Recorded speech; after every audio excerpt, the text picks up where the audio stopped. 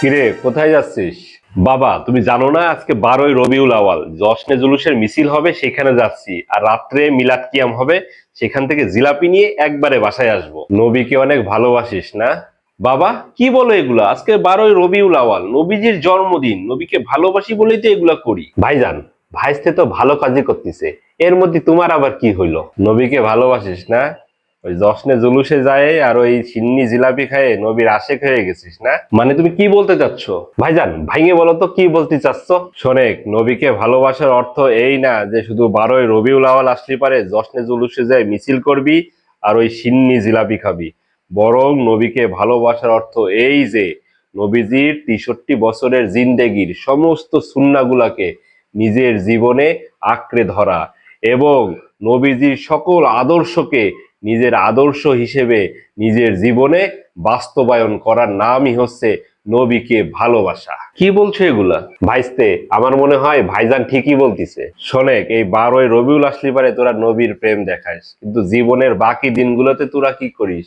তোরা তোদের আইডল মানিস ওই মেসি, নেইমার, রোনাল্ডোকে। তোরা তোদের জীবনের নায়ক মানিস ওই শাহরুখ খান, সালমান খান, টম ক্রুজ এদেরকে। আর যে রাজনীতি করো সেখানে নেতা বানাস কাদেরকে? যারা ওই দুর্নীতিগ্রস্ত, চান্দাবাজ, টেন্ডারবাজ, দখলবাজ, এই সকল সন্ত্রাসীদেরকে তোরা তোদের নেতা বানাস। কিন্তু নেতা বানানোর দরকার ছিল কাকে? রসুল্লাহ সাল্লাল্লাহু আলাইহি ওয়াসাল্লামকে তোদের নেতা বানানোর দরকার ছিল। তোদের জীবনের আইডল বানানোর দরকার ছিল। তোদের জীবনের নায়ক বানানোর দরকার ছিল। তাহলেই তো এর মাধ্যমে নবীকে সত্যিকারে ভালোবাসা প্রকাশ পেত। আসলেই তো বাবা, এভাবে কখনো ভেবে দেখিনি। সাহাবায়ে কেরামের জীবনী যদি আমরা দেখি, তারাও কিন্তু নবীকে তাদের জীবনের থেকেও বেশি ভালোবেসেছেন।